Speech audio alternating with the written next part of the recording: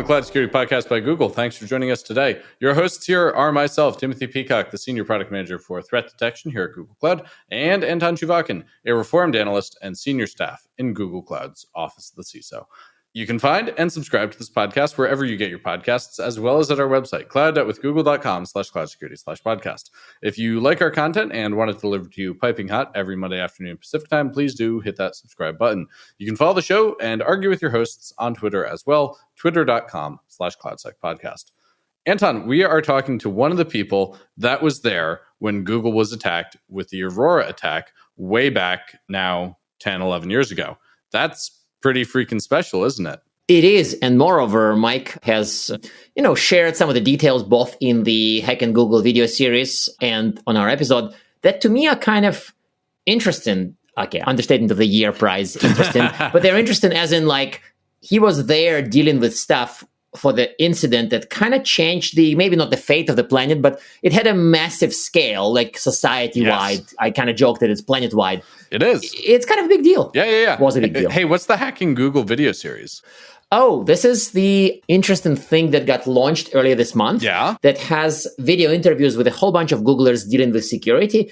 It's almost like any description. Well, no description would do it justice. You really need to watch them. They're not that long, but fun. So people can find those on YouTube and learn more there, yeah?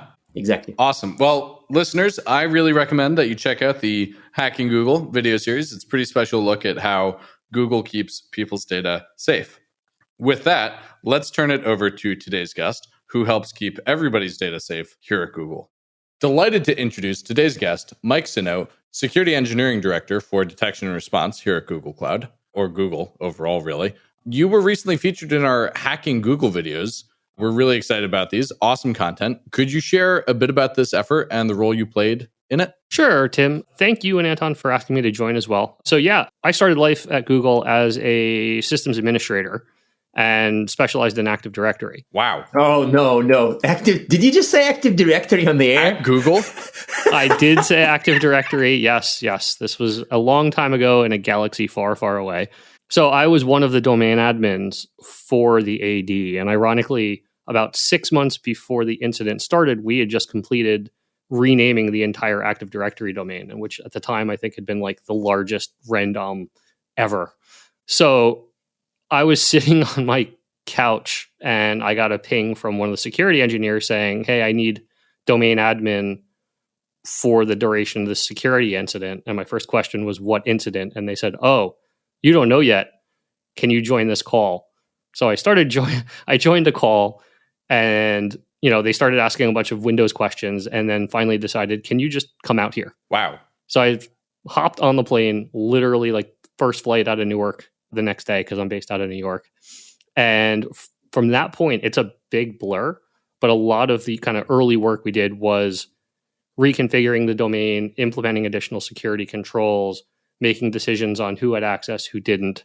Most of your Windowsy stuff that everybody kind of cringes at now these days. But as it progressed, it turned into more smart hands because I wasn't a security engineer at that time. I was just not just a systems administrator, but I was a systems admin. So it went from ripping hard drives out of machines all over campus, which I do kind of talk about Which is totally a security capability. Yeah. And I talk about it pretty much in depth in the video as well. But driving around campus just in the middle of the night, pulling hard drives, and then up to and including deploying the first kind of binary allow listing software on the infrastructure. Because we realized that, there was software out there we weren't sure about. So Sergey, Heather, and a number of people made the call to start pushing it to certain sites so we could lock down the machines. Which ironically, once I got home a couple weeks later, we were going through year-end close and I had to reverse some of it because there was an issue with CIFS and it almost broke year-end close. So it was just a whole funny chain of events almost. But yeah, it was a lot of different tasks, mostly related to Windows, but then just kind of things as they came up. We were grabbing everyone we could for help. So it was us, it was field techs. Obviously, Tim was there because Tim was also on the Windows team with me. Him and I were partners in crime in Windows and Active Directory. Wow. Yeah. So it was a very, very, very interesting 4 to 5 weeks of work just during the incident and all the follow-up work that came along with it. And this was 2000 2010, not 2009, right? No, it's 2009 into 2010. 2009, yeah, it is December. Yeah. Because I left home in 2009 and I got home in 2010. Oh, no. So it was over Christmas. It was over Christmas. And I remember having to call my daughters and be like, okay, Santa's coming via FedEx this year. And I shipped all of their gifts from Mountain View to their mom's house so that, they had gifts from dad and everything else, and called them on Christmas and all of that. But it was it was several weeks. And like I said, it was a blur. Like thinking back on it, every time I think about it, I remember something new, because it was also, 12 years ago. A long time now. Yeah. But it's a kind of one of those incidents that's it has a planet scale impact. Maybe I'm Google aggrandizing a little bit, but the incident had kind of a planetary impact. Yes. I'm not overinflating it. It had technical impact. It had geopolitical impact. It has just political impact. You were involved with something that kind of changed the planet a little bit. Yeah, especially within Google too. It was a very defining moment for us. Yes. Right? It was almost the end of innocence in a way. Not that we didn't have a well-defined security apparatus beforehand, but it was definitely an end of kind of almost a naivety in how we approach this, what our threats really were. So yeah, it had global impact, it had very local impact, but globally, it spurred the discussion. I think Secretary Clinton at that point had brought it up in one of her talks. Like there were ripple effects felt throughout the world, because it wasn't just Google that was affected as well. It was a number of companies. I was a political science student in university at the time. We talked about it in class as a political event at that level. Yeah. Yeah, no, that's just we should probably all reflect about it for a second, because this is not just hey, I had this complicated IR engagement back in 2010. No, this was definitely not that. This was much more than that. And I think it woke everybody up in many cases across the industry to what was possible. Up until then, I think there was a lot of theoreticals, things you heard about. There's definitely things that happened before that. But this was probably one of the most well-publicized, well-documented, and well-known cases of this large of a breach. So to start switching gears to modern times, I just wanted to ask, you're dealing with other types of issues nowadays. And I hear that insider threat is back in the news, at least in some regards. So what's your current role in detection and response? And does it touch on insiders, and in what way? Sure, it absolutely does touch on insiders. I lead our insider threat detection organization. So we are the ones who detect and respond to insider events at Google, right? So we're looking for access abuse, exfiltration of data across all of Google, really Alphabet in many cases, because we also engage with the member companies, so the bets. So that's my role. I lead the detection folks, but I partner with all of the engineering teams, all of the other. There's insider risk engineering teams that focus on how do we minimize and put preventative controls in place as well. So it's a lot of cross-functional work, but our main focus is detecting and responding to potential insider events at Google, right? Because a lot of cases, things that look like insider just end up being minor mistakes, people making workflow mistakes, doing the right thing in the wrong way or the wrong thing in the right way. So yeah, it's a very interesting job. It's never the same thing twice, but it can be hairy. It can be very hairy. So you mentioned mistakes, and you mentioned well-meaning mistakes, and that's been my in my engagement with insider threat back in my analyst days. This was a painful question every client asked, including asked us at Gartner. Do you deal mostly with the big evil insiders, implanted spies, horrible scenarios you can imagine, or do you deal with people who are kind of well-meaning and not malicious, maybe make mistakes, maybe you are literally in the trenches with this in this battle. So I don't want to turn it as which one keeps you up at night, but what's your take on this balance between well-meaning insiders and just legit evil insiders?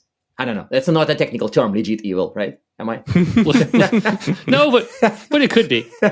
We deal with both, and we see definitely a higher percentage of more well-meaning mistakes, people doing the wrong thing, but unintentionally causing a problem. But I think, in terms of what's keeping me up at night, to steal that from you, is the malicious insiders, because they really are out to cause damage, whether it's foreign espionage or people looking to take down Google or, kind of other malicious actions. I think, volumetrically, we see a lot more accidents. People clicked the wrong thing, shared the wrong doc to their personal Gmail address instead of their Google Gmail address because they're exactly the same and the dialogue had both and they clicked the wrong button. So volumetrically, there's more risk there. But I think in terms of impact of risk, malicious insiders, there's a kind of a larger impact once they get a foothold. And they do come up in many kind of a classic, I don't know if there's a book of classic security leader nightmares, but like malicious, technically skilled insider, in my mind, was always close to the top of the list. Because imagine somebody with essentially the tech skills of a top tier attacker who is also an insider. I'm probably going to lose sleep this night, frankly. I just said it, and I'm not even responsible for it. We don't have to remember that or imagine it. It happened, and Google was relevant in that one too. Remember SSL added and removed here? That's exactly that case, Anton. Yeah. And and the attackers, in terms of an insider, have foreknowledge of our systems. They know how the systems work. They know where the holes are. They know where the detection is and how to get around it. Not always, right? Not always, hopefully. Not always. It's a balance between being able to detect it, but I would much prefer we prevent it in the first place. Yes. Right. Training the users, because again, the unintentional pieces, training the users is a big part of this, but also putting in strong controls up front so that it doesn't have to get to detection. I'd much prefer that, because once we get involved, in some cases, the horse has left the barn. Not always, but in some cases, the thing has already happened. We can do attribution for it. We saw that it happened. We can respond to it. We can remediate what happened, but it still happened. So that's why, again, I focus on the partnerships aspects of how do we prevent this up front so that we're not involved on the back end. And if we are, we are. But, and of course, that happens plenty of times a day. But strong prevention and then strong detection complement each other very well. Yes, they do. So we're going to run an ad for Zero Trust something right now, right, Tim? Okay, running an ad for Zero Trust. This episode brought to you by Identity Aware Proxy. Learn more. No, so I think what's really interesting, though, is, so much of our job is about trust at the end of the day. People trust Google with their most personal, intimate things, their photos, their correspondence, their searches at 2 a.m. I imagine a lot of what's the value of insider threat detection is really preserving user trust. How important is that to your mission and what you think about in the day-to-day? It's core to our mission. Like you said, our users trust, and even our employees in many cases, right? A lot of the data internally is just as sensitive as the data out externally. We have people's information. They trust us with that data. Everything is built on trust.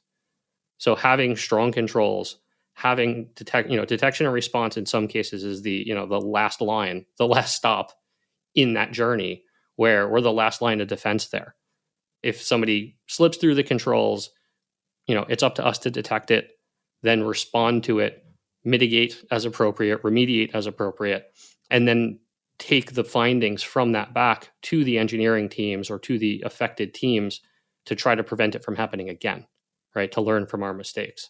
So yes, it's core to our mission. It's the kind of one of the whole reasons we exist is user trust, right? User data at Google is sacrosanct. The crown jewel of our crown jewels, right? It is, given the type of data, the data that's stored, the impact it can have on real people out there in the world. It's something, our entire organization exists to protect that data. Intellectual property, obviously, is another aspect of this. But user data is what everybody, and it's not just detection and response, it's not just security. Googlers in general really respect the trust our users hold in us for their data.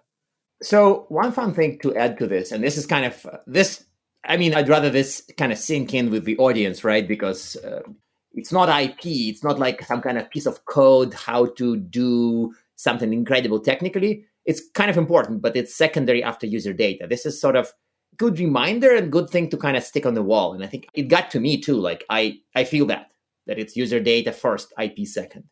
When you say user data first, IP second, like you feel bad, how? I'm just curious. No, I don't feel bad. It just feels like it's something that I need to kind of internalize and understand fully. Like this is how, like I agree with that, of course, but it's interesting that it's sort of we think of it explicitly. Like it's crown jewels, the crown jewels is user data. And all other crown jewels are probably hugely important, just not as important as this. Yeah, I mean, it takes a second to digest, but if you had to stack rank them, just the impact that loss of user data can have on people, it, to me, trumps everything else. That doesn't minimize the impact of loss of intellectual property, the state secrets, the robotics, the artificial intelligence, you name it. But user data, people's data, given the effect it can have in real life, as we've seen in other instances outside of Google on people, is the core of trust, the core of what we do with then intellectual property as well. It's not like we don't detect exfiltration of intellectual property and follow up on it, but order of precedence, it's user data, intellectual property. Yeah, that actually makes sense. And I think that a lot of listeners probably would say, I'm sure Michael has some kind of super powerful technology, obviously using real AI or something that detects threats. So question about the tech stack. It doesn't have to be super powerful, but I'm kind of curious. What can you share about the tech stack that your team uses for this? And I've seen some references in public about this. So what can you share? And I'll lead the witness because I work closely with your tech stack. One of my favorite things is BrainAuth. What can you tell us about that? BrainAuth is actually an umbrella program that has several projects underneath it. So I think what you're probably most familiar with is the facade model. Yeah. Yeah. It's which basically does contextual anomaly detection and looks for actions on supported systems that are unlikely for a given user system pair. So, Timothy did this thing on this system, but has never done it before. And given role, et cetera, it's unlikely. And we'll then surface that to us. So we ingest that data, we do automated analysis on it, further enrich it, and then review the output and do any additional manual follow-up that has to happen on it. There are a number of other models, but that's one of the biggest, and that's one of kind of the first ML models that we started with. The BrainAuth team could better explain it in detail than I can, and we could probably have an entire episode about that because it's super interesting. Yes, we could. Because I think they presented it in 2018 at a Microsoft colloquium on machine learning. I was actually re-reviewing the presentation that they did this morning about it. Oh, nice. But, that's one of the tools in our toolbox. There's also a lot of additional detection that we write purpose-built for various workflows, various types of data that augment it. So it's one very, very, very good signal that we have, but it's also not the only thing we rely on. Right. So listeners, if you'd like to learn more about that one, let us know in the comments and on the LinkedIn and on the Twitter, and we'll see about getting those folks on the show as well. Mike, one of the things you referenced there is automation on top of those signals. Could you share a little more about the role of automation? Because we love talking about automation on the show as well. Sure. Automation, again, so SST, which I know you talked to Tim a couple of weeks ago, and my team, ITF. What are SST and ITF, real quick, for the listeners at home? The security surveillance team, and my org is the Insider Task Force, which actually was born out of the SST. Mm-hmm. So it started in SST and then grew to a size where it became its own organization. Because we run it 24/7, my team. But we share a good 90% of our tech stack, right? We diverge in certain areas because of just the threat models. But so data gathering, analysis, and we even infer initial priority, and we're working towards automated mitigations in some cases. Wow. So a lot of it right now, what we're testing for automated mitigations is kind of the lower severity events where we would email. We have an automated email system that will query the user and say, hey, we saw this happened. Can you tell us why? And there's a bunch of checkboxes that go, I was doing this, or this was business justified, et cetera. So we're starting there, but we're looking at even automating the mitigating actions. Oh, wow. So that we don't have to take that action manually. But we're very slow and very careful there because it could cause chaos if we tried to go too fast and end up causing more problems than we solve. That makes sense. Yeah. And then, from the ingestion standpoint, logs ingestion, we don't have to go out and generally gather logs there, pulled into our pipeline, presented in front of us, and then the automated analysis is once a signal fires, it'll get pulled into a hunt. Depending on what that hunt does, it presents a automated, here's all the things you would have done if you were doing it manually. screen to them with hints on what this could be, and in some cases a conclusion on what it could be, and then they will do follow-up actions based on that. There's judgment that still needs to be applied in many of these cases. So they'll take a look at the data, do any additional follow-ups, additional queries, additional looks, and then either escalate the case or close it as, oh, this was a business justified action. They're sharing data with a partner that has an NDA, et cetera, or we really can't explain this, so we need to move it to the next step. You said the word hunt. For listeners at home, that really means like a playbook that ran, right? Yeah, it's essentially an automated playbook. We rate hypotheses for various threat models to say, in this case, if this happened, we would investigate as such. And it steps through that automatically and then presents an analyst with almost a fully formed set of data rather than them having to go out and pull the data manually, where it would take much, much longer and probably get really tedious for them. Whereas now they can look at it and only pull any additional data they need to support what they're seeing. And that's one of the things I love about that is exactly that tedious. It's a total TDM reducer or toil reducer, which is huge. And it helps eliminate analyst fatigue as well. Mm-hmm. Yeah. So they know what to expect. They know what they're going to get. And in some ways, the repetition helps because they know what patterns to look for within the tickets. It's a two-sided coin there because we need to be careful of the same thing from a fatigue standpoint, that they're not just looking there, that people are applying some critical thinking as well to say, but there's this thing and it's kind of strange. What happened here? But I'll notice, by the way, it's a good pointer to the audience, is that some of the automation is what you'd expect in a normal outside threat-facing team, like a classic SOC model, but some of them are very different. And so this is kind of a useful reminder to everybody that just saying, hey, we automate, and they point at some random playbook in a SOAR, like it may not be the automation you need for some of the insider issues. This is not just classic SOAR playbooks. A lot of this is kind of engagement with a human type automation. Yes. Yeah. So we're running close to time, and we have the classic final question, namely, well, it's kind of a split into two. Any recommended reading on the topic, and one tip to improve insider threat programs? Sure. I have a bunch of recommended reading. And from a tip to improve insider programs, I actually have three, but I'll start with the highest order. Take three. Okay, three. Number one is don't try to boil the ocean, especially for insider programs that are just getting off the ground. Pick your biggest risk items, start there, and that can vary based on the company or the industry they're in. And if you don't have a risk register, now is the time to start building one, because you need to look at your risk and stack rank and say, where are we going to expend our resources to start looking, detecting, preventing insider risk.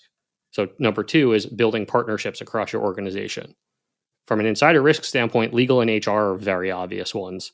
They always have to be involved, but also work with your product areas or business units or whatever your organization calls them and your dev teams to look at their very specific risk and create that feedback loop with them so that when you start seeing trends in incidents, you can communicate it back to them and say, we see a trend here. What's going on?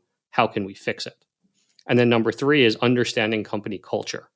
Every company's culture can be very different. Google's a very different place than a lot of organizations. So we have a very open culture. So understanding how to fit your insider program in with company culture is extremely important for acceptance of the insider risk aspects, and also knowing what controls you should implement, what type of detection strategies you should implement, et cetera.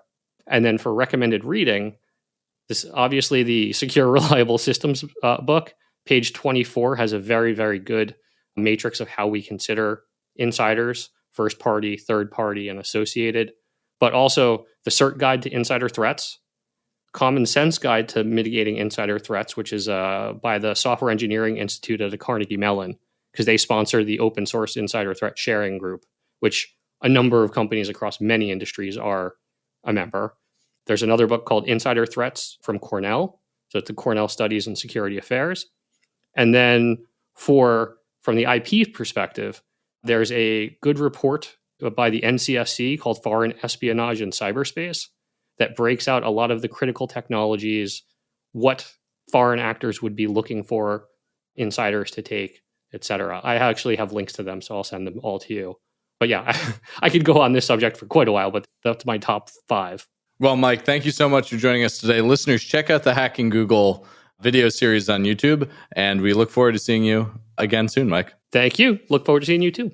And now we are at time. Thank you very much for listening and, of course, for subscribing. You can find this podcast at Google Podcasts, Apple Podcasts, Spotify, or wherever else you get your podcasts.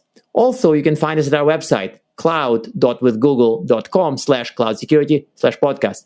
Please subscribe so that you don't miss episodes. You can follow us on Twitter, twitter.com/cloudsecpodcast. Your hosts are also on Twitter at Anton_Chuvakian and _Team Pico. Tweet at us, email us, argue with us, and if you like or hate what we hear, we can invite you to the next episode. See you on the next Cloud Security Podcast episode.